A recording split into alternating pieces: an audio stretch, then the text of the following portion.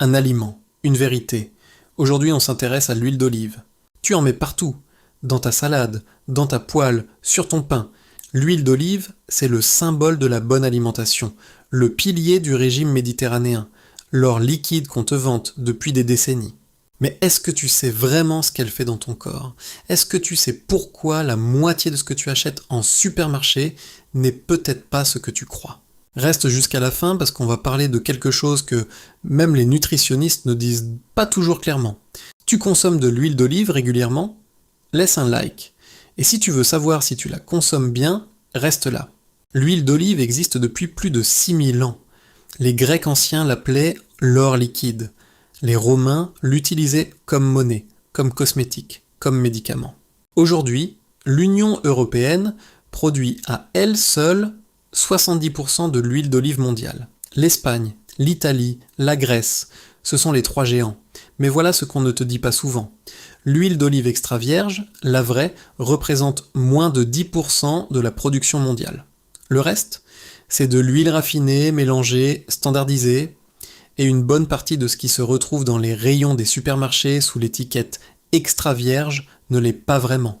Une enquête de l'Université de Californie Davis a montré que 69% des huiles d'olive importées aux États-Unis étiquetées extra vierge ne répondaient pas aux critères internationaux. En Europe, la situation est meilleure, mais loin d'être parfaite. L'huile d'olive est composée à 70 et 80% d'acide oléique, un acide gras monoinsaturé. Elle contient aussi des polyphénols, de la vitamine E, de la vitamine K et des antioxydants puissants comme l'oléocanthal. C'est précisément ces composés qui font toute la différence entre une vraie huile d'olive extra vierge de qualité et une huile d'olive ordinaire. Les vrais bienfaits. Les études sur l'huile d'olive sont parmi les plus solides en nutrition. Ce n'est pas du marketing. C'est de la science répliquée sur des décennies. L'étude Predimed, publiée dans le New England Journal of Medicine en 2013, a suivi plus de 7000 personnes à haut risque cardiovasculaire. Ceux qui consommaient régulièrement de l'huile d'olive extra vierge ont réduit leur risque d'accident cardiovasculaire de 30% par rapport au groupe contrôle. L'acide oléique réduit le LDL, ce qu'on appelle le mauvais cholestérol, tout en préservant le HDL, le bon. Il réduit aussi l'inflammation systémique, l'un des mécanismes centraux de la plupart des maladies chroniques. L'oléocanthal, un polyphénol spécifique à l'huile d'olive extra vierge, a un effet anti-inflammatoire comparable à de l'ibuprofène à faible dose. Des chercheurs ont découvert ça en remarquant que l'huile d'olive provoquait la même légère irritation en gorge que l'ibuprofène. Ce n'était pas un hasard. Des études montrent aussi un effet protecteur contre la démence et le déclin cognitif. Une recherche publiée dans Annals of Clinical and Translational Neurology en 2019 a montré que les souris nourries avec de l'huile d'olive extra vierge conservaient une mémoire significativement meilleure. Sur la glycémie, l'huile d'olive ralentit l'absorption du glucose dans le sang. Consommée avec un repas riche en glucides, elle diminue le pic de glycémie. Les vrais dangers, et là on entre dans la partie que peu de gens connaissent vraiment. Premier point, la chaleur. L'huile d'olive extra vierge a un point de fumée entre 160 et 190 degrés Celsius selon sa qualité. Au-delà de ce seuil, elle se dégrade. Les polyphénols disparaissent. Des composés potentiellement toxiques, comme les aldéhydes, apparaissent. Donc quand tu fais revenir des légumes à feu vif avec de l'huile d'olive extra vierge, tu détruis exactement ce pourquoi tu l'as acheté. Pour la cuisson à haute température, utilise de l'huile d'olive raffinée ordinaire ou de l'huile de coco. Garde l'extra vierge pour le cru. Deuxième point, les calories. L'huile d'olive, c'est 900 kilocalories pour 100 grammes. Une cuillère à soupe, c'est environ 120 calories. C'est un aliment extrêmement dense en énergie.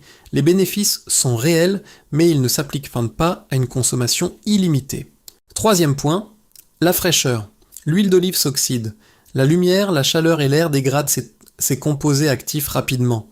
Une huile stockée dans une bouteille transparente près d'une fenêtre pendant plusieurs mois n'a plus grand-chose d'un superfood. Les polyphénols ont disparu.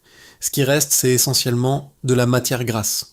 Ce que ça change sur le long terme, consommer régulièrement dans de bonnes conditions, crue, de qualité, conservée correctement, l'huile d'olive extra vierge est l'un des rares aliments pour lesquels les bénéfices à long terme sont prouvés sur des décennies de recherche. Sur le plan cardiovasculaire, le risque d'infarctus et d'AVC diminue significativement dans les populations qui en consomment 2 à 4 cuillères à soupe par jour dans le cadre d'une alimentation variée.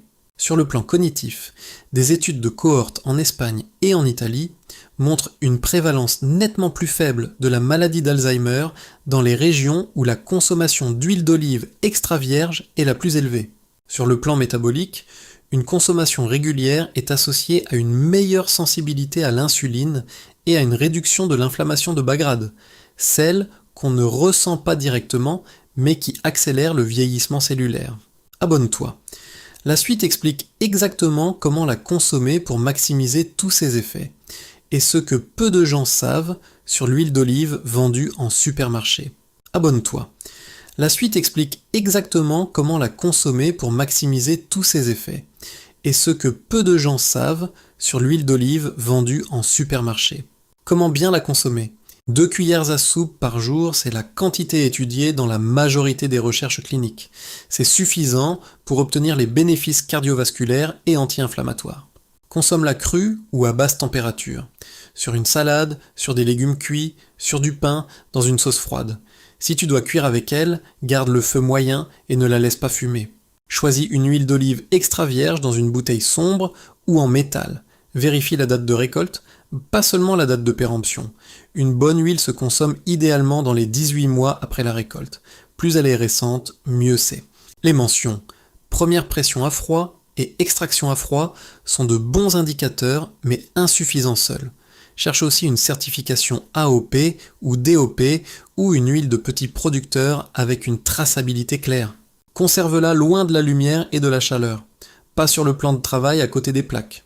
Dans un placard fermé, à température ambiante. Ce que peu de gens savent, voilà le fait que presque personne ne connaît. L'amertume et le piquant d'une huile d'olive extra vierge ne sont pas des défauts, ce sont des indicateurs de qualité. Plus une huile est amère et légèrement irritante en gorge, plus elle est riche en polyphénol et en oléocanthal. Une huile douce et neutre sans aucune sensation en gorge est souvent pauvre en composés actifs, soit parce qu'elle est ancienne, soit parce qu'elle a été raffinée, soit parce qu'elle vient d'olives de mauvaise qualité.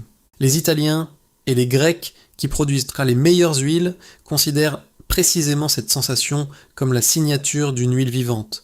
Ce que le consommateur moyen perçoit comme un défaut est en réalité la marque d'une huile exceptionnelle. Conclusion. L'huile d'olive extra vierge est l'un des aliments les mieux documentés de la recherche nutritionnelle. Ses bénéfices sont réels, mesurables et durables. Mais comme pour tout aliment, la qualité compte, la quantité compte, et la façon de la consommer compte. 2 cuillères à soupe par jour, crue, dans une bonne bouteille sombre, récente, amère et légèrement piquante. Ce n'est pas un détail. C'est exactement la différence entre un aliment qui te soigne et un aliment qui ne fait que te nourrir. C'était final. Et toi ? Tu fais attention à quelle huile tu achètes ? Est-ce que tu regardes la date de récolte ? Dis-le en commentaire. Je suis curieux de savoir où vous en êtes.